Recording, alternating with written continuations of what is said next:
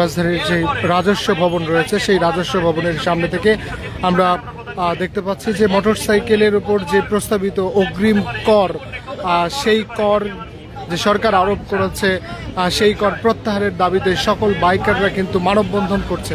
আমরা আপনাদেরকে সেটি সরাসরি দেখানোর চেষ্টা করছি এনবিআর এর সামনে থেকে। অনেক মানুষ আছে জীবিকার জন্য বাইক চালায়, জীবিকার একটি বাইক চালিয়ে সারাদিনে 500-1000 টাকা ইনকাম করে, তাকে যদি আপনি কর দিতে বলেন সেটি আসলে একটি বাইকারের পেটে লাথি মারার মতো। আমরা বলতে চাই আমরা আসলে ভাইরাস পছন্দ করি না, বাইকাররা খুব সিম্পল, বাইকাররা করতে পছন্দ করে, বাইক চালাতে পছন্দ করে। দর্শক, আমরা দেখানোর চেষ্টা করছি যে রাজধানীর যে আগারগাঁ রাজস্ব ভবন রয়েছে তার সামনে কিন্তু তারা দাঁড়িয়ে মানববন্ধন করছেন। আমরা আপনাদেরকে সেটি সরাসরি দেখানোর চেষ্টা করছি যে সরকারের যেই মোটরসাইকেলের উপর প্রস্তাবিত অগ্রিম আয়কর, যেটি আমরা জেনেছি যে সেটি কিন্তু প্রত্যাহারের দাবিতে তারা এই বাইকাররা তারা কিন্তু এখানে মানববন্ধনে দাঁড়িয়েছে, সেটি আপনাদেরকে সরাসরি দেখানোর চেষ্টা করছি।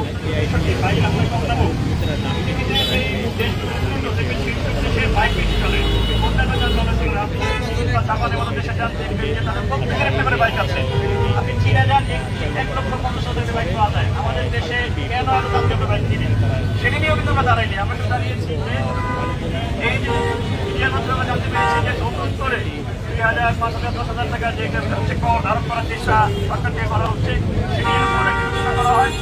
বাইকারদের সাথে থেকে বাইকারদের যে ইচ্ছা, বাইকারদের যে দাবি, সেটি যেন মেনে নেওয়া হয়। ওভারঅল আমরা এখানে দাঁড়িয়েছি, আমরা কিছুক্ষণ এখানে অবস্থান করবো এবং আমরা এখান থেকে আজকে এনবিআর চেয়ারম্যান স্যার বরাবর আমরা একটি স্মারকলিপি প্রদান করবো এবং আমরা বিনয়ের সাথে সরকারকে এবং এনবিআরকে বলতে চাই যে আপনারা অবশ্যই এই বিষয়টিকে বিবেচনায় নেবেন। কেননা বাইকাররা যখন রাস্তায় নেমেছে বিফলে কিন্তু আমরা কখনো যাই নাই, আমাদের ইতিহাস আছে। আমরা যতবার রাস্তায় নেমেছি আমরা সুফল নিয়ে, আমরা ভালো ফল নিয়ে বাসায় গিয়েছি। এর আগে অতীতেও আমরা যখন একটি সরকার 30 কিলোমিটার করে দিয়েছিল ঢাকা শহরে বাইক চালানো, তখনও কিন্তু আমরা রাজপথে ছিলাম। যখন পদ্মা সেতুতে বাইক চলাচল নিষিদ্ধ করা হয়েছিল তখন রাজপথে ছিলাম। আমরা সবসময় সরকারকে বোঝাতে সক্ষম হয়েছি যে আসলে বাইকাররা কিন্তু আসলে মানে সবসময় যে সরকারি থাকুক তার সাথে চলার চেষ্টা করে, তার সাথে সবসময় পজিটিভলি আগায়। সুতরাং আমাদের সাথে সরকার কোনো বিরোধ নেই। আমরা শুধু এটি বিবেচনায় নিতে বলবো যে একটা পণ্যের উপরে কয়বার কর দিবেন, একটা যুক্তি বোঝার চেষ্টা করেন। একটা পণ্য আমরা অলরেডি 1 লাখ টাকার বাইকে 2 লাখ টাকার ট্যাক্স দিয়ে আসি, সেটা যদি কোম্পানি জায়গায় কোম্পানি তো আসলে আমাদের কাছ থেকে টাকাটা নেয়, আমরা যখন বাইকটা কিনি। তো ওভারঅল যদি 200% আমরা একটা বাইকে ট্যাক্স দিয়ে থাকি, সেই বাইকে আমার বছর শেষ হলে আমরা 150 হঠাৎ করে 300 টাকা দিয়ে থাকি, তাহলে সেখানে আমার কোনো কর কিভাবে আসে? আর এর উপর বিলাসী এই বাইক কারা চালায়? একটা পিজা ডেলিভারি বয় আমাদের সাথে আছে। তবে কিভাবে সেই অগ্রিম করটি নেওয়া হবে তা নিয়ে আলোচনা হয়নি। এনবিআর এর কর বিভাগের কর্মকর্তারা মোটরসাইকেল মালিকদের উপর অগ্রিম কর বসানোর বিষয়টি নিয়ে কিন্তু তারপর থেকেই সামাজিক যোগাযোগ মাধ্যমে আমরা দেখেছি আলোচনা সমালোচনা হয়েছিল।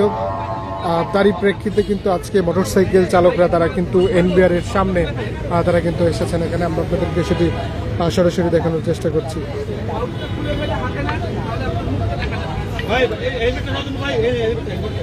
আদারল্যান্ড 24 মাতৃভূমি বিশ্ব সংবাদ 24 ঘন্টা।